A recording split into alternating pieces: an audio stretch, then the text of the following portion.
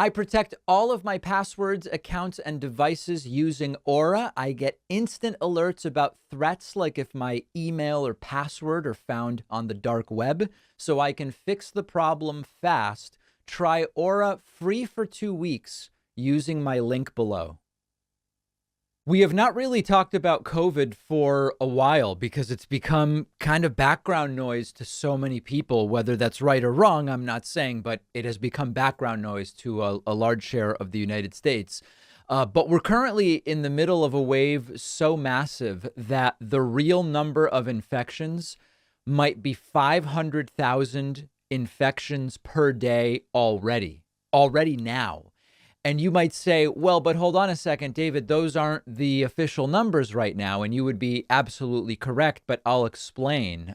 If you look at the official case numbers, you'll see that we're back up to about 100,000 cases per day. In fact, if I look at the absolute newest numbers, we're at about 99,500 cases per day. So call it 100,000 cases per day.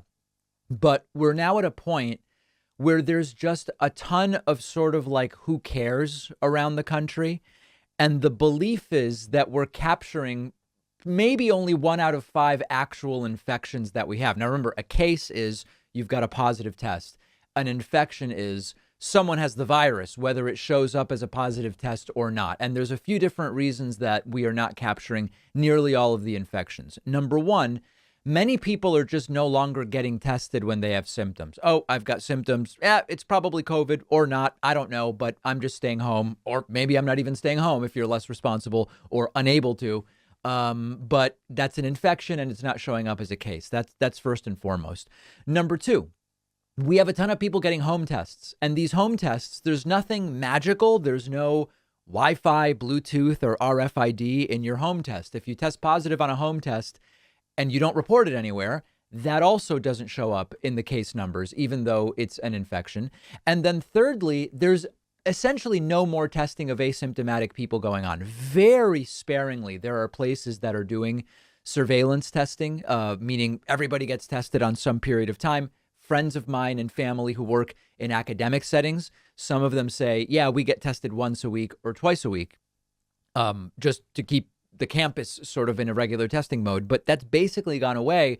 And so asymptomatic people are essentially not showing up anywhere. And so to get the real number of infections, we have to multiply by roughly 5, says Dr. Eric Topol, who has a great Twitter on COVID stuff, and he's been a guest on this show, meaning that our 100,000 official cases per day probably means around 500,000 actual infections per day, which is just an incredible number.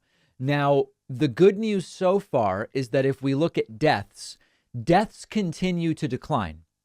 And we typically believe there's about a 3 or 4 week delay from when cases increase before you see an increase in deaths. And it's been 2 months of increasing cases and deaths continue to decline, now down technically below the level of flu deaths in the United States, in the sense that if in the average, oh, I'm sorry, no, that's completely wrong, but I apologize. That's not true at all.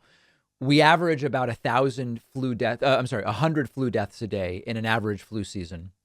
And we're at about 250 COVID deaths a day. So still 2.5 times as many COVID deaths as flu deaths. But hospitalizations are going up. So it is it's conceivable and plausible that soon we are going to see the death numbers go up as well. We're already seeing a 20% increase in hospitalizations. Now, in the meantime, we are learning many new things about COVID. One of those is not a good piece of news. It's that COVID is now evolving quickly enough with enough variants we've had variants forever, but now the variants actually seem to slightly more regularly outcompete each other, as Dr. Eric Topol has written about. And this means that more quickly we are getting variants that can break through boosters and can break through natural immunity as well to reinfect people potentially multiple times per year. That's very, very much not good. Now, there is one bit of good news if we want to look for one, which is that we're currently in what's being colloquially called Wave 5, or also known as the BA4/BA5 wave. Remember, we had the original Omicron wave, and then the secondary Omicron. Okay, so now we're on BA4 and BA5 variants. If you look at South Africa, you see that this wave 5 has already leveled off and started to decline. And so oftentimes what happens in South Africa happens in the United States somewhere around 6, 8, 10 weeks, 6 to 8 weeks later. And we hope that that's the case and that this is the peak. But these are incredible numbers, 500,000 infections believed per day. And one other element of this that's a bit concerning is we may already be kind of behind on vaccines. The Omicron tailored vaccine, which is going to be tailored to the first Omicron variant back from late November, early December 2021, that vaccine is going to be out in a couple of months.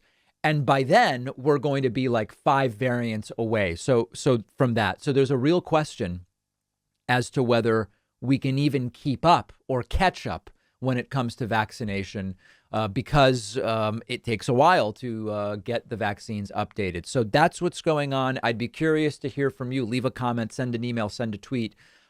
At this point, are you taking any COVID precautions at all? I know many people in the audience are taking full precautions, and many people in the audience are taking absolutely no precautions at this point in time, as of what I heard from you guys about a couple months ago. Let me know where you are right now.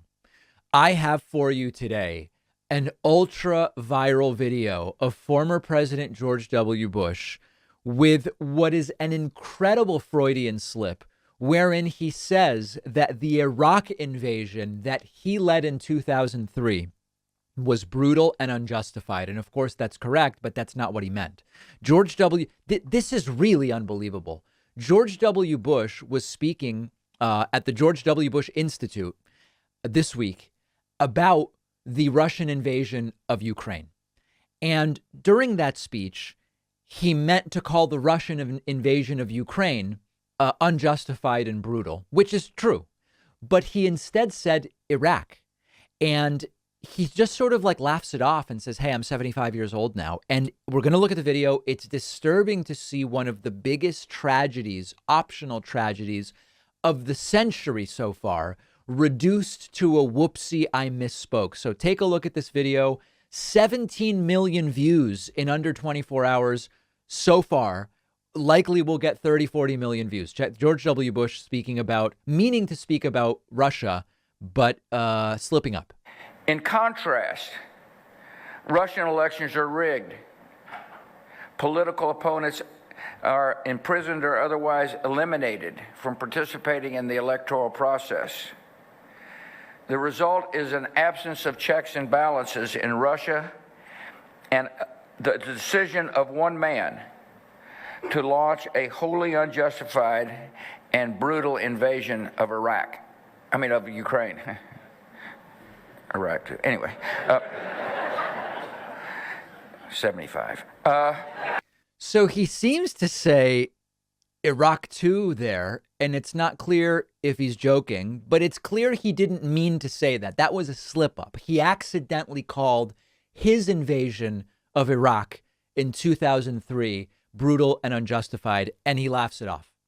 Now, there are people in the audience who are young enough that you may not remember the entire lead up to the Iraq war, or maybe even know that much about it. This was an absolute tragedy based on false information linking Iraq to the 9/11 attacks and claiming Iraq had weapons of mass destruction, which we can't ever say with certitude that they didn't have, but that were never found, we can say.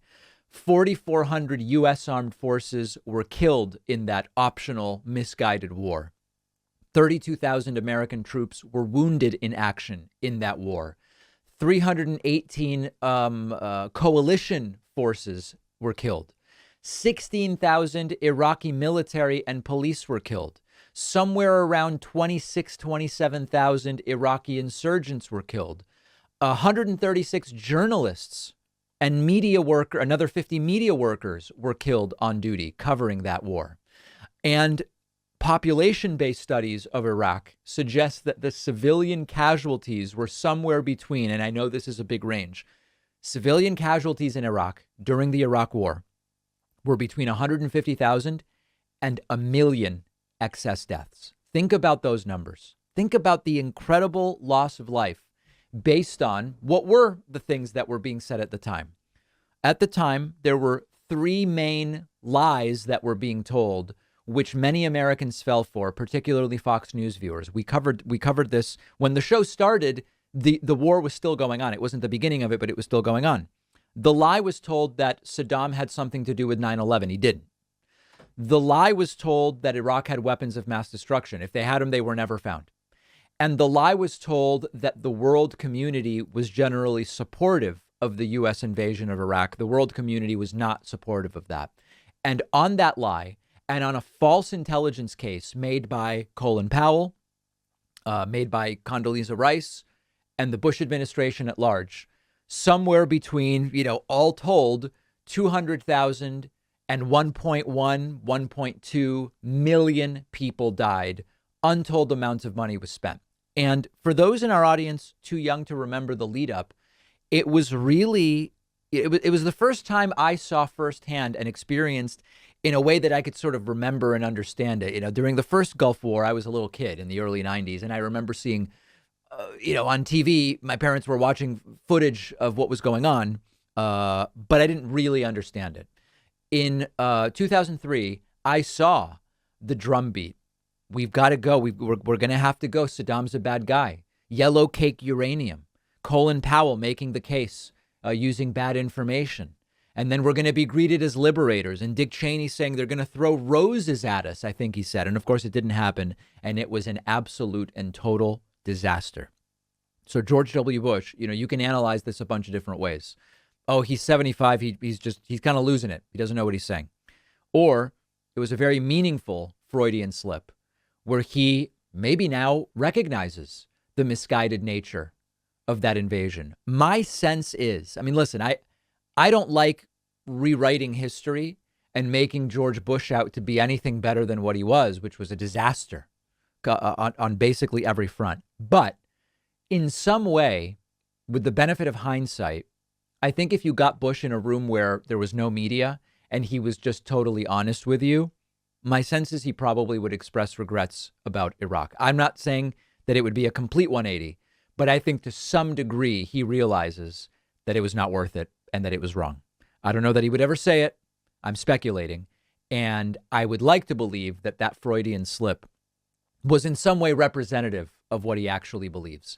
Let me know what you think. Incredible video.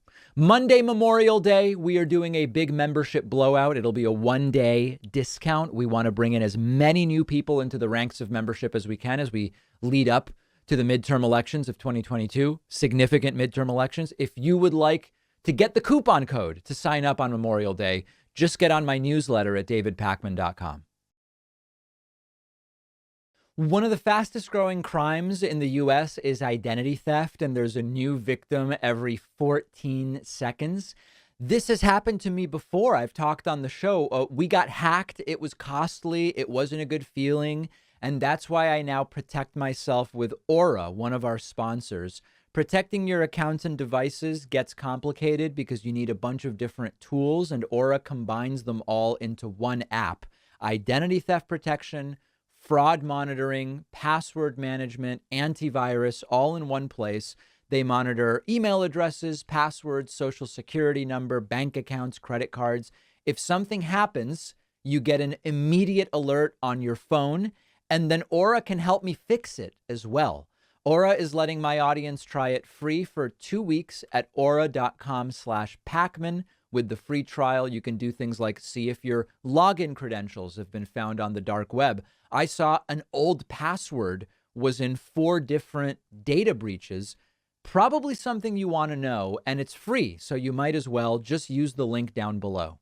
In the immediate aftermath of this horrible terrorist shooting incident in Buffalo, New York over the weekend, we talked about it Monday, we talked about it Tuesday. This was an individual, a white 18-year-old domestically born American who was specifically targeting black people, influenced by right-wing ideas regularly parroted out on Fox News, including of the white replacement theory or great replacement theory, white birth rates, and other things. In the immediate aftermath of that, I already told you that there was a segment on Fox News where they did their normal dog and pony show where they talk about violence in video games as possibly a cause for this shooting.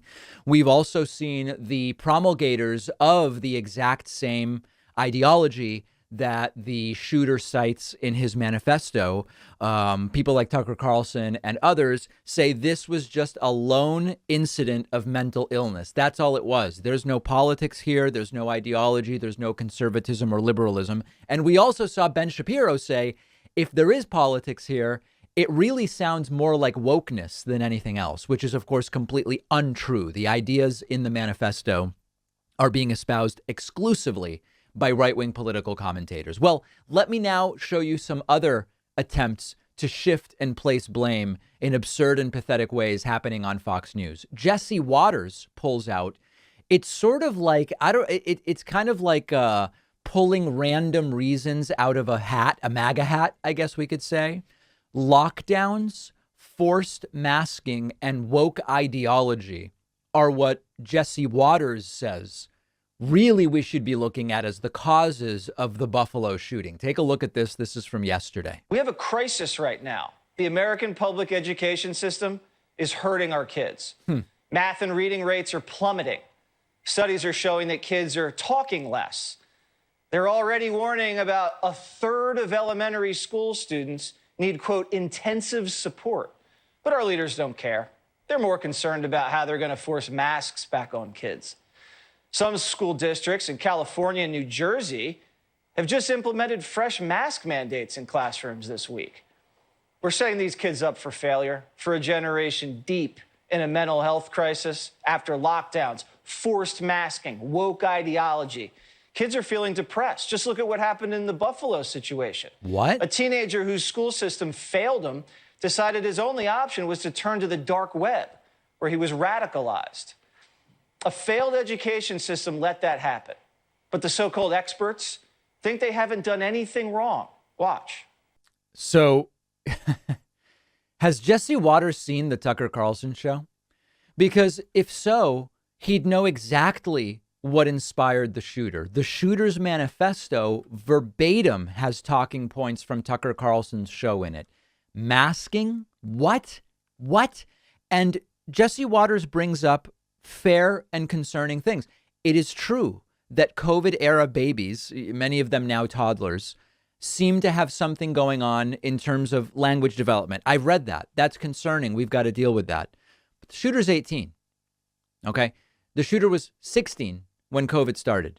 And the idea that that's what left the shooter no choice but to go out and target black people, even if it were the case that you had limited language development due to masking, doesn't make you go and target black people. It's a completely absurd claim, and they don't know what to do. They don't know what to say because their ideology is verbatim in the manifesto. Now, by the way, constant mass shootings also aren't happening in any other advanced country where they had masking, and by sort of like, what we call normal schooling, where you learn empiricism and science and stuff like that.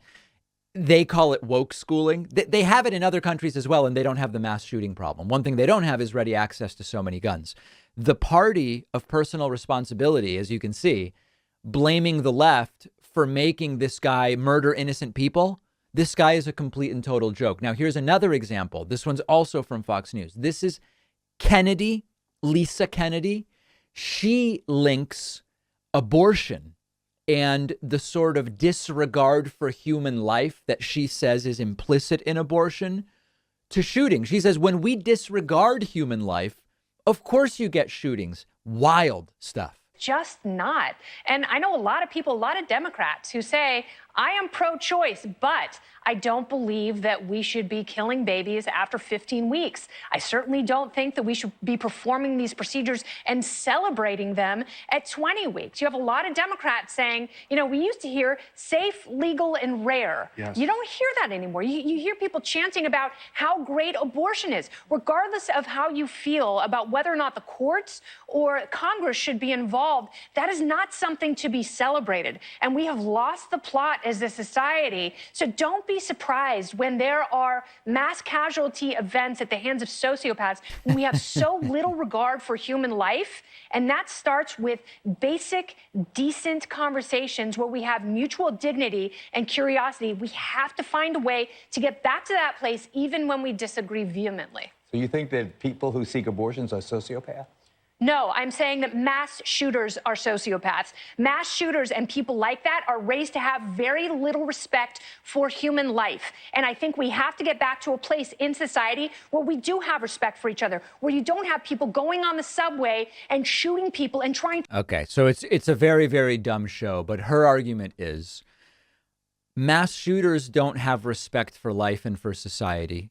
And people who gleefully get abortions, as she claims people do, don't have respect for life and society. And so the link is, in general, when you don't have respect for life and society, you either go and get abortions or you go and do a mass shooting. It's hard to imagine a dumber take. It truly is.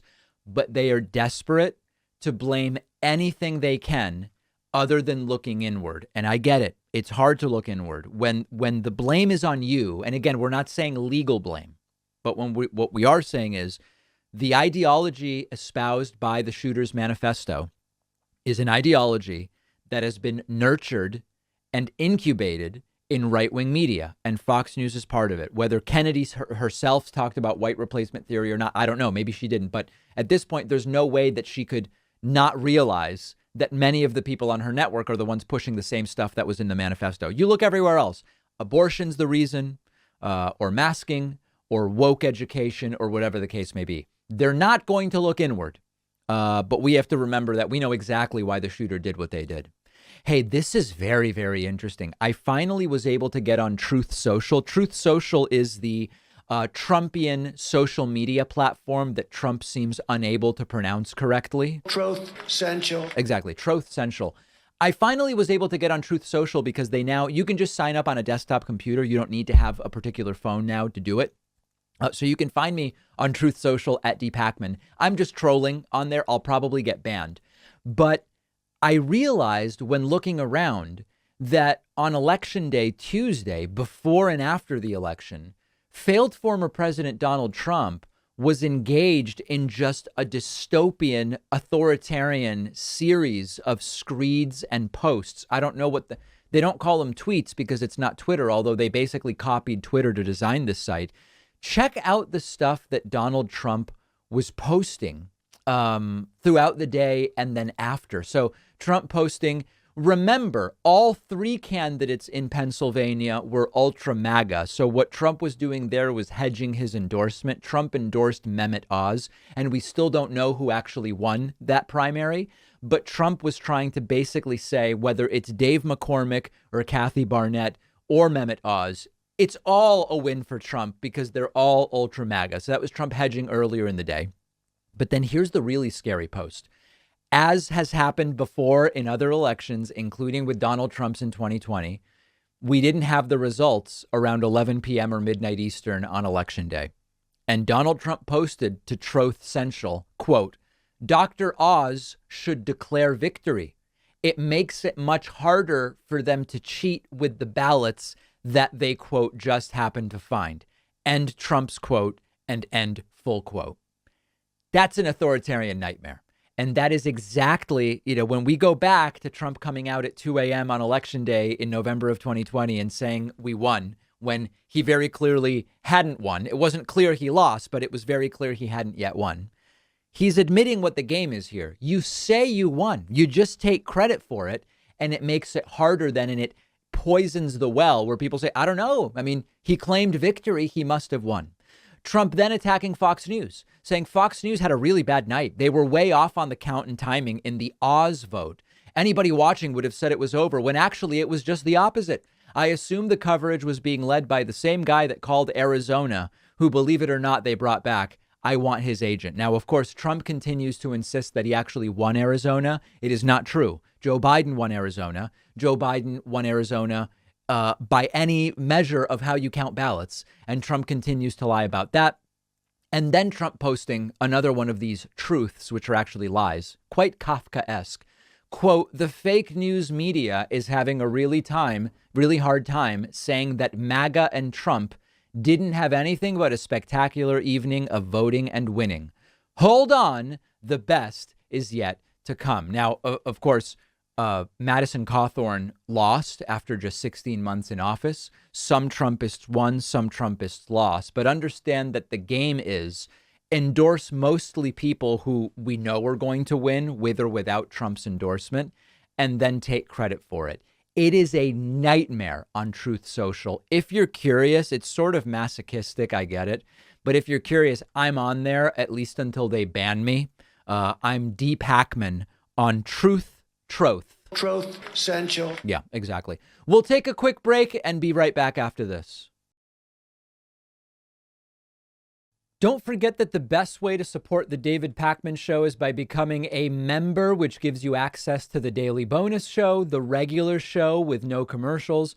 You also get access to our entire archive of every episode dating back a really long time, and plenty of other awesome membership perks. Go to joinpakman.com and use the coupon code BETTER21 for a huge discount. Joinpakman.com. Today, we're going to be speaking with Professor Baruch Fischhoff, who is a professor at Carnegie Mellon University, where he studies how experts and non-experts think about risks. It's really great to have you on. I appreciate your time today. Oh, thanks for having me, David. So risk is a very interesting topic because much like, this is a bad analogy, but much like when we come across a yellow light when driving and we are intuitively making a number of calculations that make us decide to either go through the light or not, we are thinking about the risks to us of all sorts of different activities all the time. And the first part, I think maybe that would make sense to start with is, are human intuitions about risk generally reliable or not so much, where we have to sometimes step back and say, am I actually evaluating this risk correctly? Well, we're generally pretty good, particularly where we have good sources of information, or we have the same risk, see the same risk time and again, have a chance for trial and error. But when something is new and we don't have unreliable sources, then we can be in trouble. So I would say, for example, Pittsburgh has a driving culture where people run the reds. And Yep. I grew up in Detroit, where drivers are much more disciplined. So if I have well-tuned intuitions for Detroit driving, took me a while to get right to adjust them for Pittsburgh driving. So one line that's often repeated for people who are afraid of flying on commercial aviation is, it's really safe. It's actually more dangerous to drive to the airport statistically than the flight itself. And then when you investigate that, you find out that, well, yes, that's true in a way, but what it's looking at is based on passenger miles. And because airplanes are much faster than cars, you're traveling many more miles, and maybe it's true, but the risk difference is not as big as some might say. With something like that, how is the average human to use that to assess, is flying safe enough for me? Because most of us don't think about, well, what's my risk of dying per 1,000 miles driven? We just sort of have a sense of, do I know people who have died in car accidents? Could I get into a car accident and survive? And most of us make the decision that we're willing to drive around. But are those comparisons useful? Not really. I think just for the reason that you cited, is that often people who give us those comparative risk statistics are really, they're trying to work us. They're trying to get us to do something like fly or drive, or wear a mask or wash our hands or whatever. It's often difficult to find statistics that are just presented in a trustworthy way, that aren't slanted, that are really relevant to our decisions. And in a situation like that, we depend on people to to do that work for us. I saw a report this morning of so one of the things that I wear a mask still. And this is May 19th, 2022, and that's because I think there's a lot of uncertainty about long COVID. Mm-hmm. And there was a long report, I think by well-meaning people, with a long report in one of our major newspapers about a study showing that long COVID is very common among relatively young people. But what they didn't tell us is, well, how good is the measurement of long COVID? Are the observations for people who've gotten it from Omicron or the earlier variants where the problems were much greater? And then how many people did they have in each group? Like in the data set that they had, there were relatively few people over 65. But that seems to be because they just didn't have a lot of observations from people over 65. So it didn't answer my question. What's the chance of my getting long COVID if if I'm exposed? And it certainly didn't answer the question of, well, if I get long COVID, what's the chance I'm going to get COVID, long COVID, I'm going to give it to my wife or to or to somebody else. So that's what we really count on the experts to work up the data in an honest way for us. So it turned out to be, it requires some skill. Also, presenting the data in a way that it's sort of useful to people seems like it's a skill as well. I recently read, whether this is accurate or not, it doesn't really matter, but I recently read that for someone without pre-existing conditions, the risk of dying from COVID is the same as dying in a car accident for 10,000 miles driven. And I was thinking to myself, is that high or low? I don't really know what that is. It's sort of a strange comparison to make. How do I even evaluate that?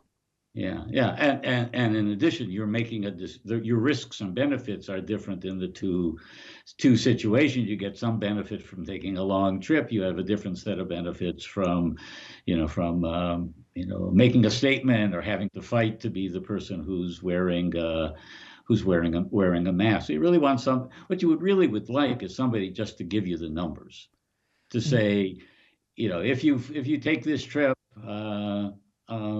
you have one chance.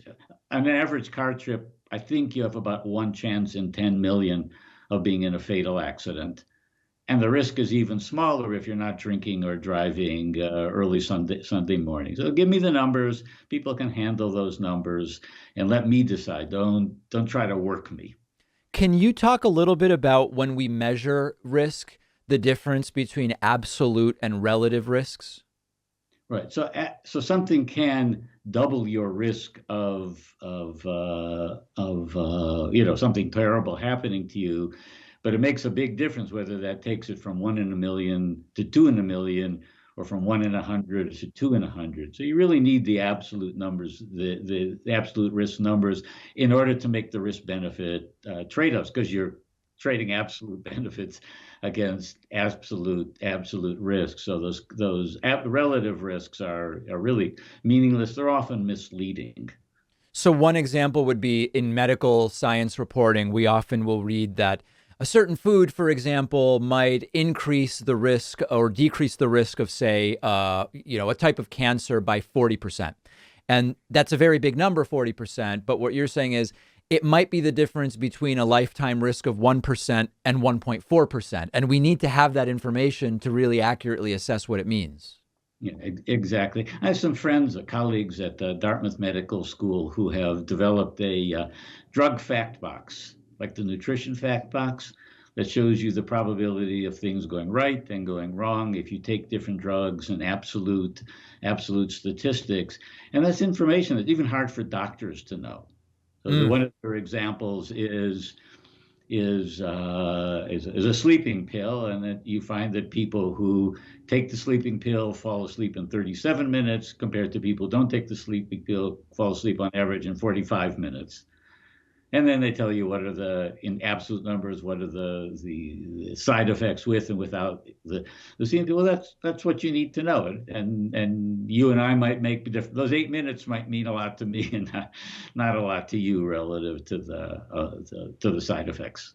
One of the recent ones, speaking of medications and side effects, has been around COVID vaccines, where there seem to be some strange risk. I call them strange. I'll see if you agree. Strange risk assessments when it comes to risks of the vaccine, specifically as compared to risks of COVID. So, for example, when you considered at one point myocarditis was one topic that was quite present, and there was a lot of talk of the risk of myocarditis from the vaccine, and absent from many of those conversations was the relatively higher risk of myocarditis from COVID. And very often it seemed like the consideration people were making was, what's my risk of myocarditis from the vaccine versus zero, when really it should be compared to the risk from myocarditis from COVID, should it not?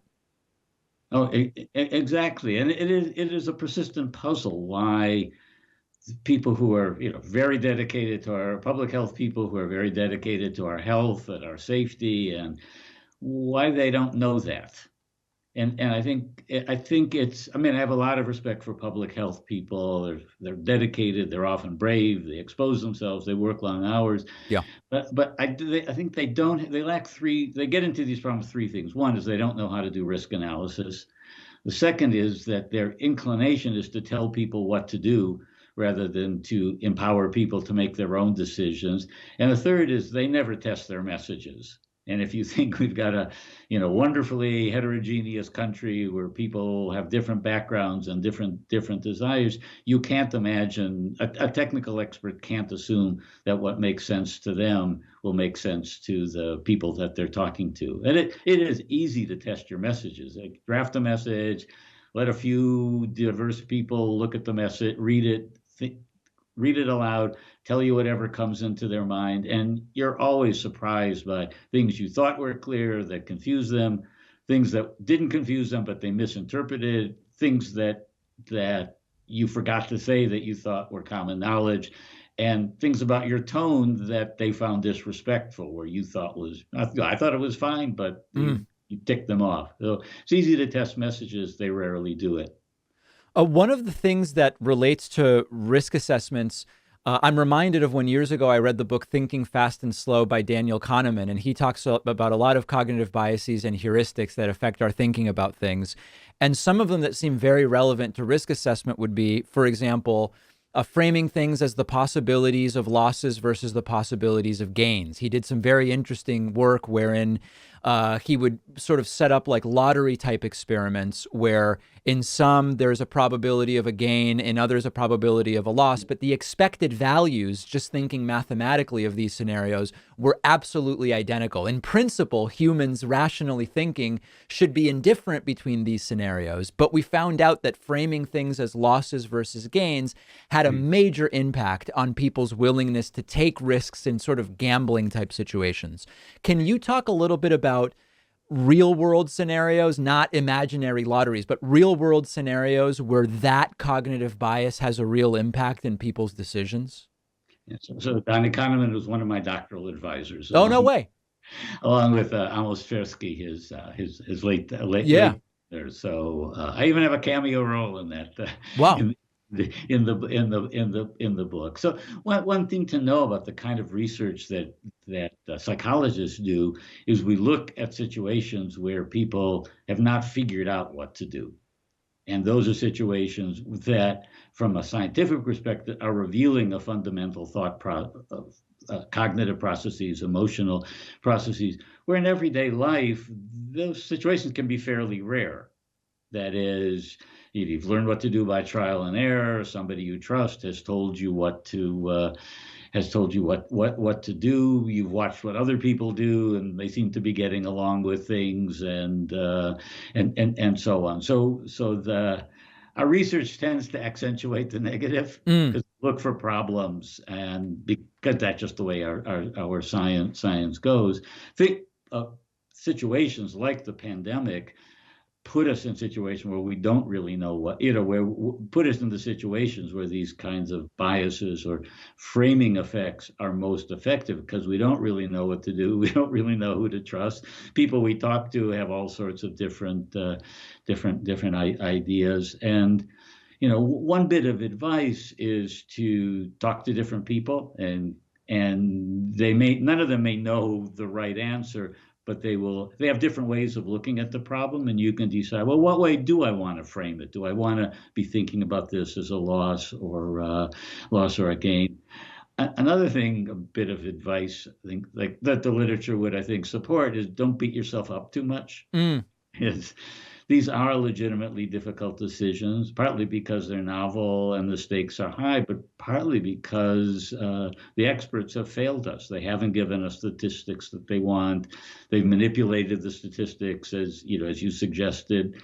Have you suggested earlier? So we're really, sort of on our own. So I think find people you trust. Run it by a few other people. If you've done the best you can, then things don't work out. Don't add the insult of regret to the injury that you've already suffered. One really difficult area when it comes to taking a risk assessment and making policy and economic decisions is really unlikely events with an absolutely catastrophic impact, where our standard expected value type calculations might not be very informative. One such would be, the number that's often stated as the odds of a meteor with at least a 1 kilometer diameter hitting Earth is basically 1 every 500,000 years is when we would expect it. Now, that could be in 2 years, although maybe astronomy is good enough that we would know if it would be in 2 years. But in theory, it could be in 2 years, or it could be in 499,998 years. So in such a situation where it's a very low likelihood, but absolutely catastrophic, it can be difficult to know how much money should be invested in technology to save us from that. How much should we invest in the technology that would allow us to redirect or blow up such a meteor? How can humans think about things on that scale? So catastrophic, but so unlikely. I mean, one thing to ask is, well, what would we get for our money? If Sure. you don't have great ideas for what to do about it, then it's a poor investment. And in our own lives, if we can't do anything about it, why worry about it? So sometimes it pays to worry about relatively small risks if we can do something to reduce them, or can put ourselves in a situation where we're feel like I've done everything I could, and I'm just going to hope for the best. Yeah, I mean, I guess the difficulty is, again, when we start to get to such large numbers, it's sort of like thinking about a billion years ago. And that's very hard for most, the scale of some of these things is hard for the average human to sort of think of, or, $1 trillion. What does that really mean relative to the average annual budget?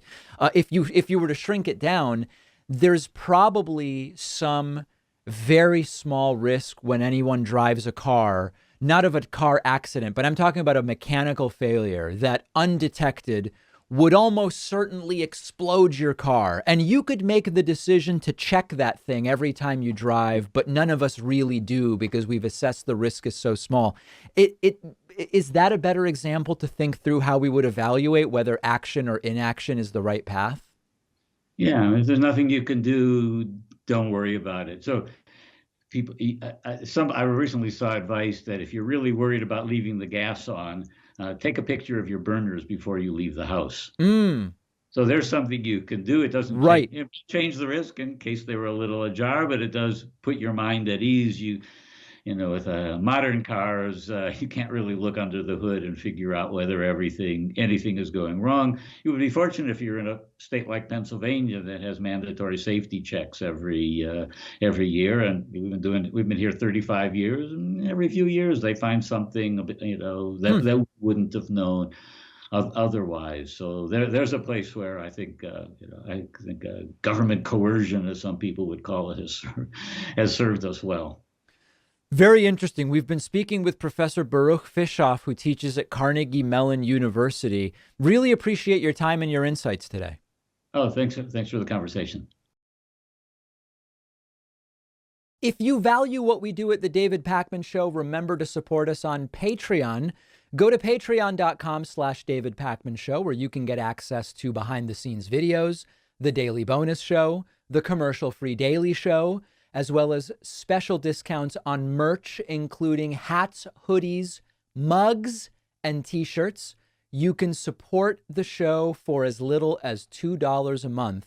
Check it out at patreon.com/David Pakman Show. Let's talk about a new movement within the Republican Party. And the question at the end that I want to come back to is this a net good or a net bad for the United States of America? So Madison Cawthorn, radical Trumpist Republican Congressman Madison Cawthorn, after just 16 months in office, is already on his way out. He will be leaving in January. He lost his primary to a challenger in North Carolina on Tuesday. And at least part of the reason that Madison Cawthorn lost is that he became the focus or the target of what we might call establishment Republicans. Madison Cawthorn has had a bunch of run-ins with the law, a couple of very speeding and potentially reckless driving incidents involving his vehicle.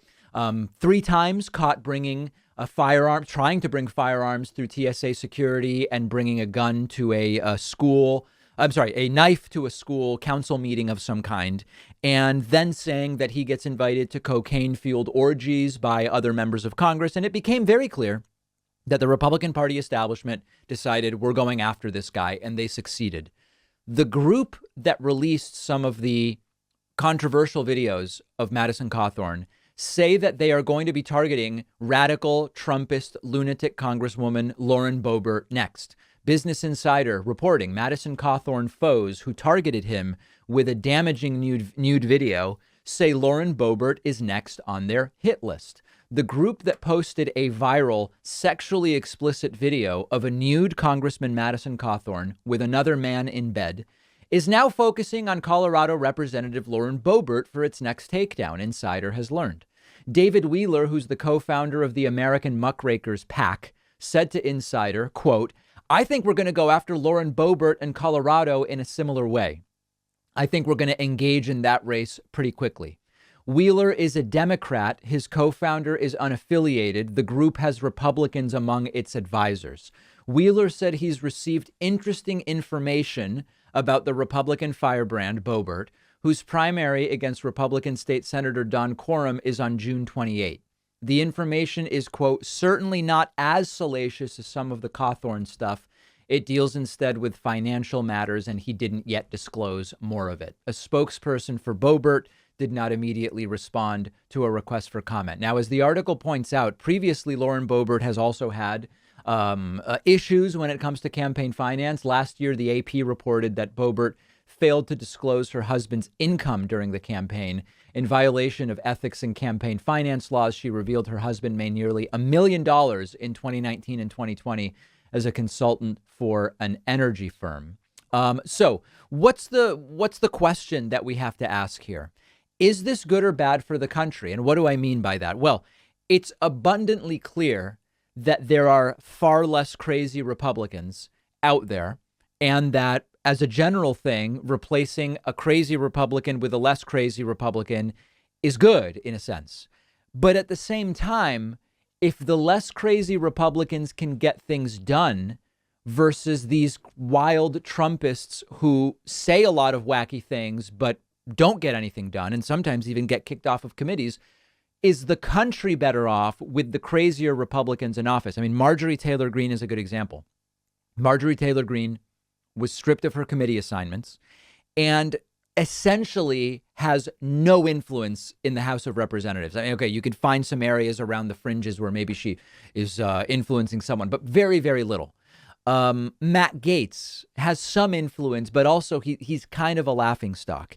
If you replace those people with, hardworking, kind of buttoned up Republicans, if you replace them with people like Mitt Romney, who would certainly get fewer headlines, but might be more effective at getting legislation passed or whipping votes or whatever the case may be, is the country better off or not?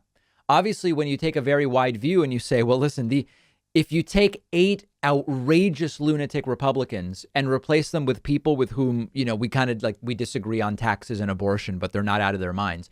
It sounds like that's an improvement. But at the same time, if they can actually accomplish things, maybe it's better to have the wackier people in office. I want to hear from you.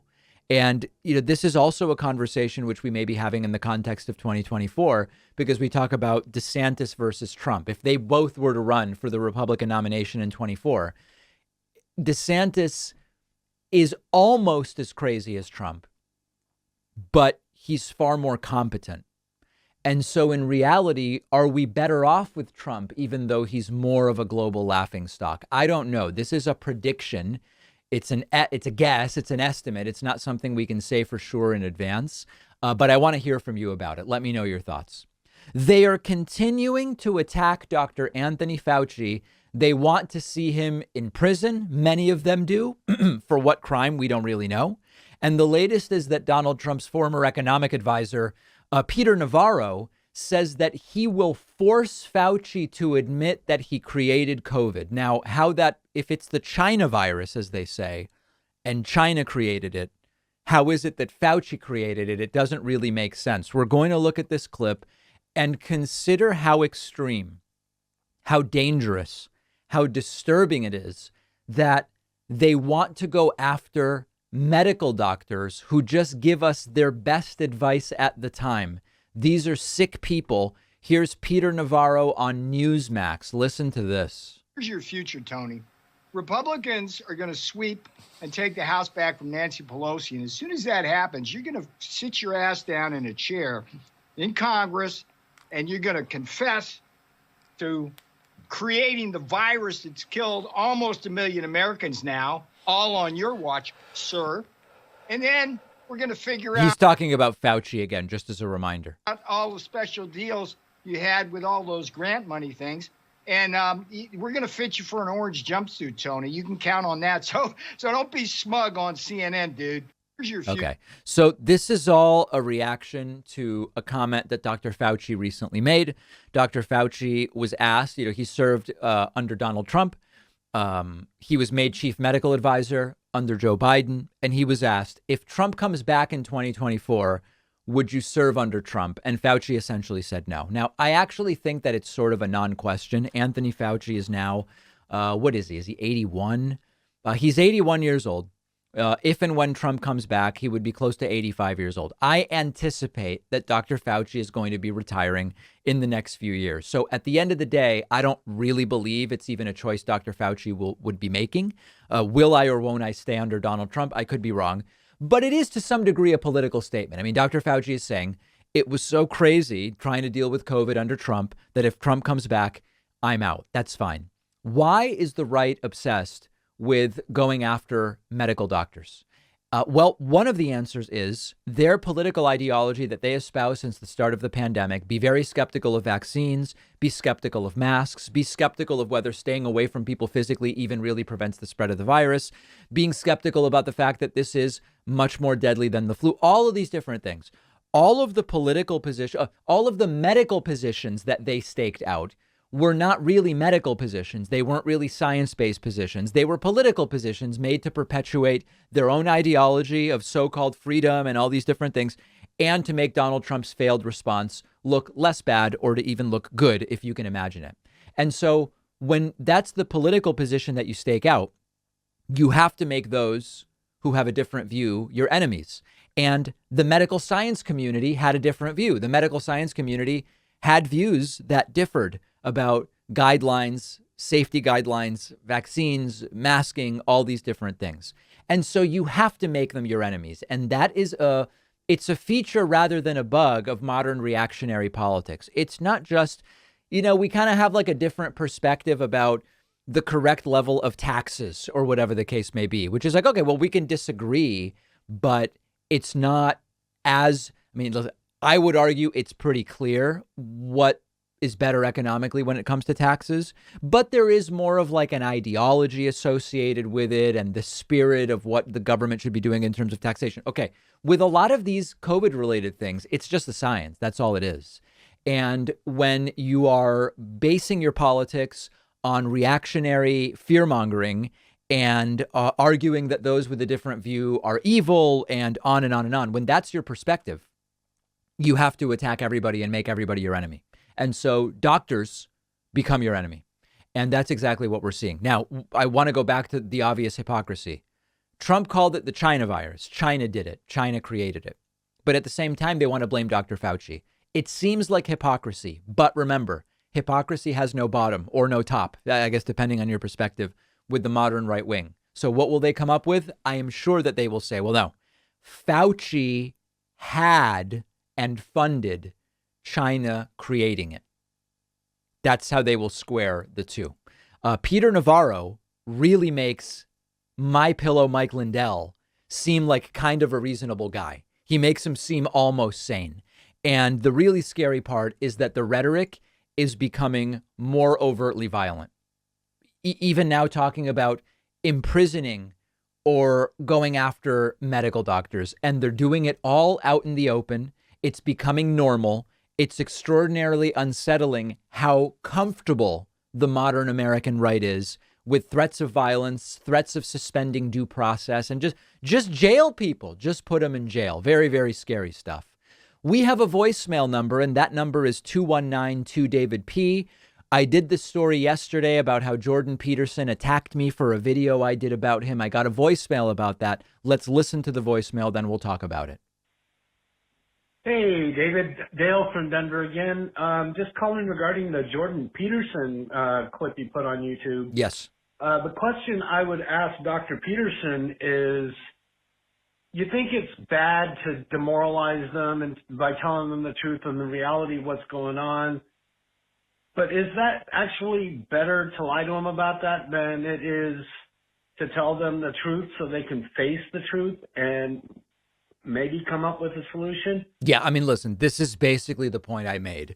Jordan Peterson wept because he felt today's youth are being demoralized and their lives are being ruined by being told, as humans, we're up against some hard problems. And one of those problems is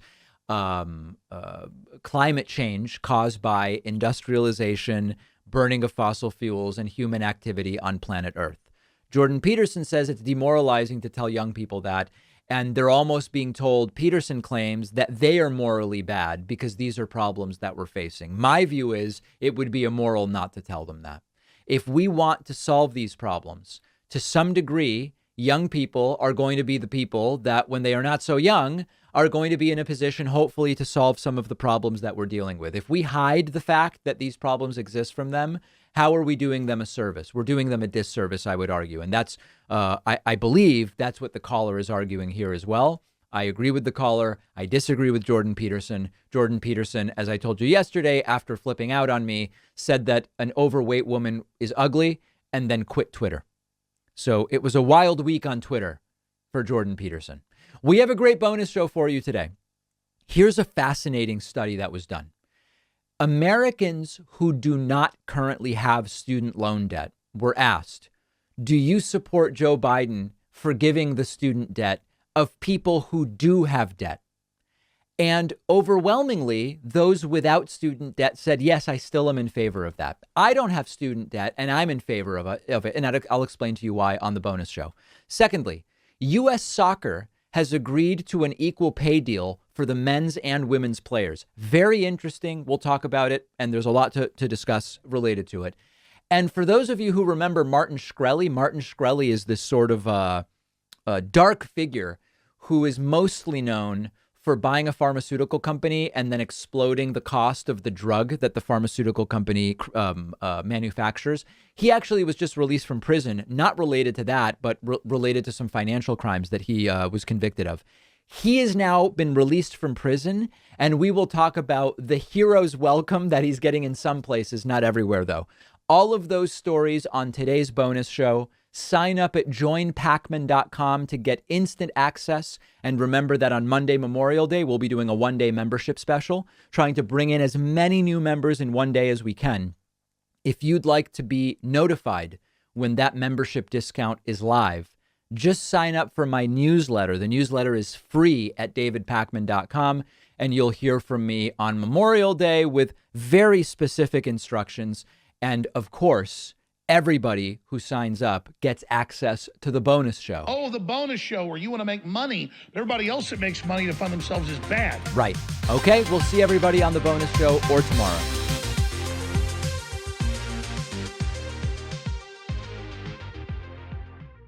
Thanks a lot for watching today's show. I just want to take a second to tell you about today's sponsors. I protect all of my passwords, accounts, and devices using Aura. I get instant alerts about threats, like if my email or password are found on the dark web, so I can fix the problem fast. Try Aura free for 2 weeks using my link below.